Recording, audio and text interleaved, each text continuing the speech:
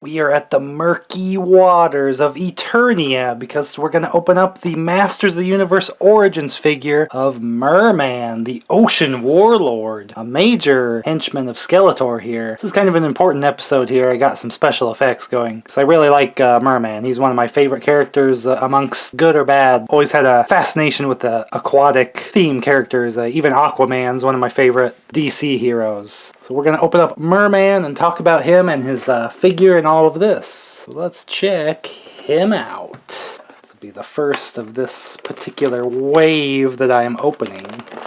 Safely extract the mini comic of the wave. We got Point Dread here.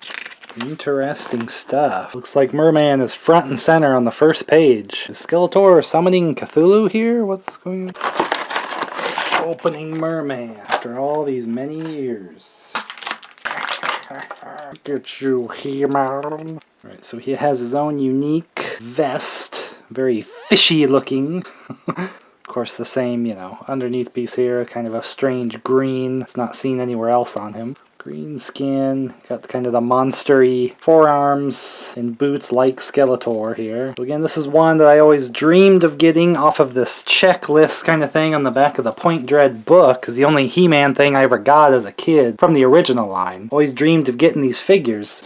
We'll take a quick look at Mer-Man here. One of the ones I always really wanted because I thought his scaly kind of fish scale sword looked really awesome. But we're going to note here that gloves and boots colored. Not so much on this figure or the original. And that face is completely different. So I actually really like this face. This is the one I expected to get. And I don't know, I never quite liked this old school style face for Mer-Man. Just the way the ears, eyes, mouth, everything is just a little bit different. And I feel like these paint apps were only missing in the 80s just because of budget or something. So this is where I get confused on the Origins line as to what is the goal of the line exactly. Is it to make the perfect versions of these, or is it to recreate the originals as close as possible? Because if it's to recreate the originals, totally new faces for Trapjaw and Skeletor here. Different colors and things on people like He-Man. So I don't know why they went strict with Mer-Man here, where no gloves, didn't color these boot parts that are clearly a different texture and are meant to be its own piece.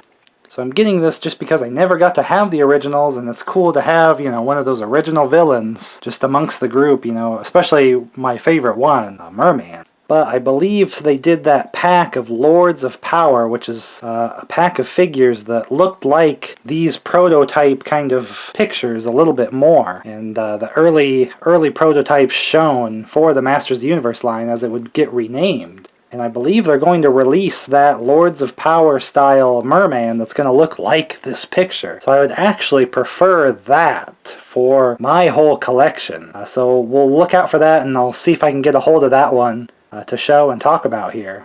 But for right now, we have just kind of the Mer-Man based on the original figure. So maybe we'll get the old swamp going again if I can get another Mer-Man figure, because definitely one of my favorites, so I have no problem getting doubles of him.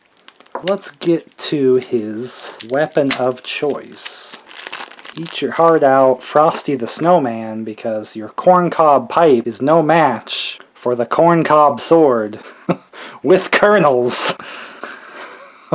I can see where I think it was probably meant to be textured like it's pictured. Here where the knobs are on the outside, and I think they just didn't have a way to cut the extra plastic, so it had that, or then maybe they thought, making a sawtooth sword was too dangerous or rough of a toy. But I do like the organic nature of his weapon like that. It's really cool. Looks like we got kind of a rough, jointed Mer-Man here. Looks like there might be a little extra plastic in there, keeping it from moving too quick. But we'll give him his scaly sword, although I am collecting these kind of my rule, just so I don't end up buying every single dang figure. Just characters that appeared in the TV show. So for Mer-Man, he actually never really had the scaly sword, I don't think, in the original cartoon, which is kind of a letdown. He'd usually use a trident kind of weapon, typical of the aquatic characters in various shows and things and stories. Or he'd just use a gun gun or a plain kind of sword. But this is an instance where kind of his unique accessory that the action figure came with is actually cooler than what he ever ended up using on the show. I mean, typically on the show, he's kind of doing the, talking with the aquatic creatures and summoning, large beasts from the waters and things like that to use more than just the weapons. Awesome character that's always there from the start. Major henchman for Skeletor. Great color scheme. I wish this orange might have been a little stronger instead of light. I don't know if the original's maybe a lighter orange like that, but it would have had a little bit more orange to go with the yellow and green. This green is very much like the one Hydron water dude from the New Adventures of He-Man. I don't know if that's kind of an ode in that way. I only ever really got to have New Adventures of He-Man stuff as a kid instead of the original stuff, so that's why this line is so awesome for me to finally get these like enhanced versions of the originals. I think another problem with this face is that I can't unsee Stinkor, that they kind of paint him up like a skunk because these ears, like the pointy ears of like an animal instead of an aquatic creature like that. It's also weird seeing the mold in my hand here that this looks like hair or something instead of like it's almost like the back of He-Man's head or something, like a hairdo. Very strange, but just that repaint for Stinkor is just kind of messing with my head of this one, and always seeing this book as a kid that he really should look like that in my mind.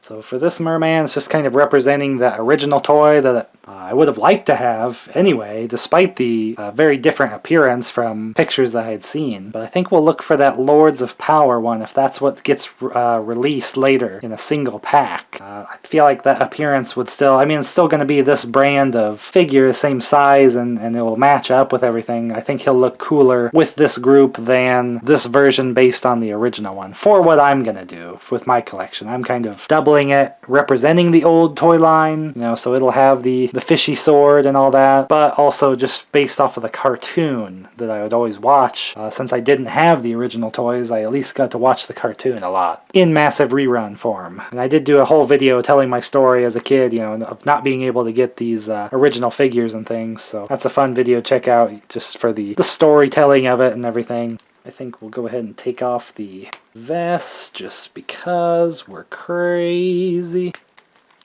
And yes, even Mer-Man is totally ripped, baby. I don't think so, Michael Phelps. Mer-Man's totally shredded from swimming in that ocean all day. Oh man, there's a reason a lot of these characters came with those vests and things, because something just is not right about the rippling muscles on these.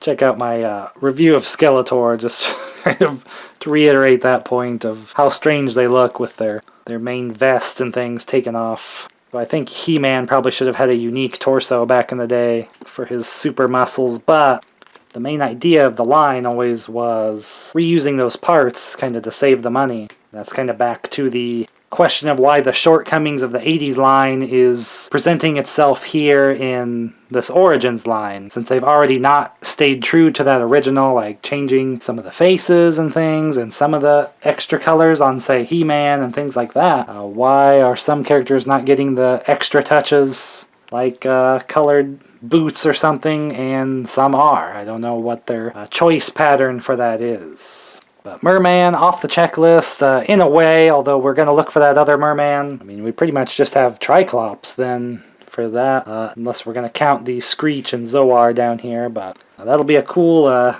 day when I can check off all those. On the book I always kind of fantasize about having the toys and everything, adding Mer-Man to the evil warriors of Skeletor, and I open up all my Masters of the Universe Origins here, so get subscribed and check out the playlist of my take on all these, not having them as a kid. This is my first time really getting these, and I'm kind of still comparing them sort of in a way to the original line, but just describing why I'm collecting them now, and my methods and what I like and don't about them. So I open up all my other collectibles and things here and tell why I collect them. So there's plenty more to watch, and I'll see you in the next video. Wow! The sea is so foggy this time. I really didn't want to open this up in the bathtub, so...